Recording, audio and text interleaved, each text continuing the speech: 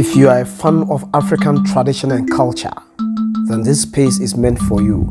You'll enjoy the best videos of African traditional background, festivals, rearings,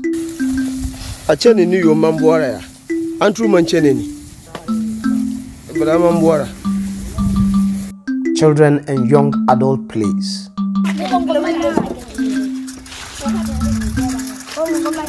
dances, tourist sites to historical and biographical documentaries.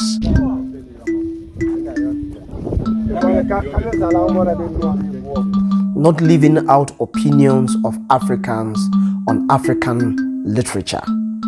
So when Kofi Awuno wrote The Cathedral, trying to explain how the West had influenced our way of thinking, our religion, and then our tradition.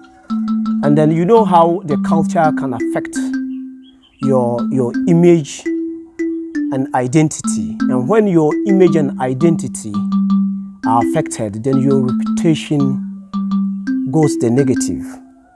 So I could not have agreed with him much when he extolled these things in his poem, The Cathedral. If I can recall well, he wrote, "On this dirty patch a tree once stood, shedding incense on the infant corn. Its bulbs stretched across a heaven brightened by the last fires of a tribe. They sent surveyors and builders. Who did? The West. Who cut that tree, planting in its place a huge, senseless cathedral of doom." And I think it is about time we started going back to some of these things.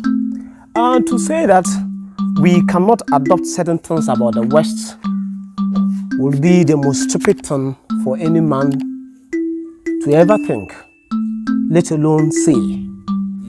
I remember when I was a child, in fact, these folktales were told situationally.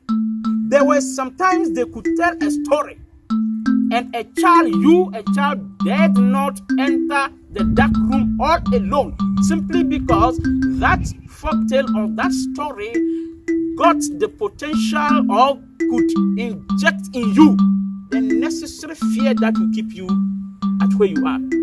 So if you couldn't, enter into the dark room all alone because of fear, who dared you?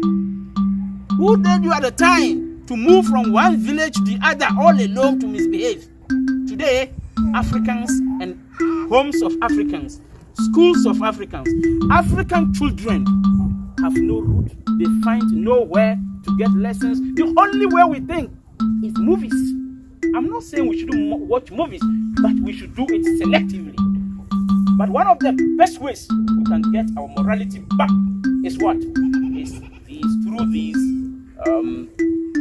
folktales. The beauty of the abundant African culture and tradition cannot be downplayed ever. I can confidently say that what the African woman cannot do on a traditional dance floor does not exist. Right.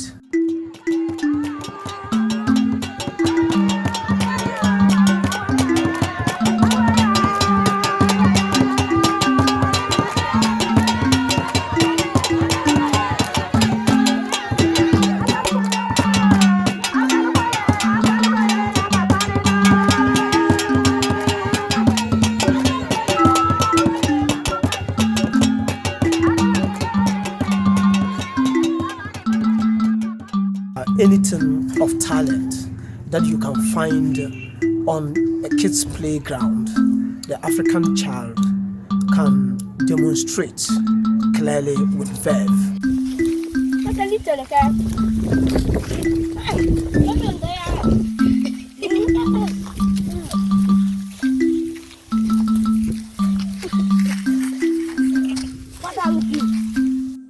The African is self-aware of their inexpensive lifestyle, And though negative attitudes like bushfires sometimes affect their survival, they are not a group of poor people.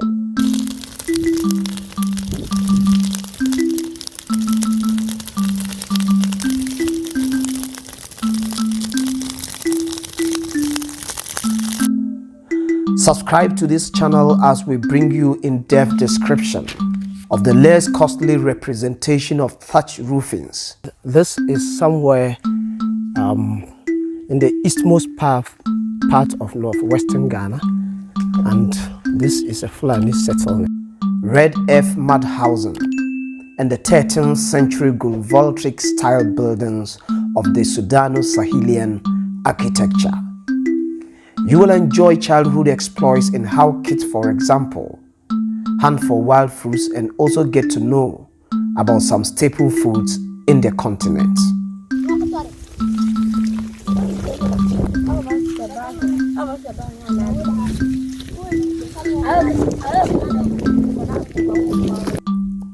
Learning about the seasons, including how swiftly wetness and greenery could immediately change to dryness and straw gold color all around between October to December would beat your imagination. The intelligence of the African in using animal products to produce traditional regalia and other paraphernalia won't be left out.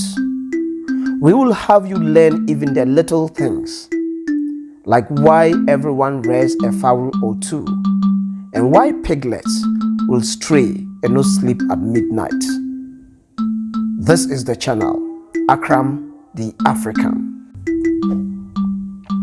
Please don't forget to subscribe to the channel.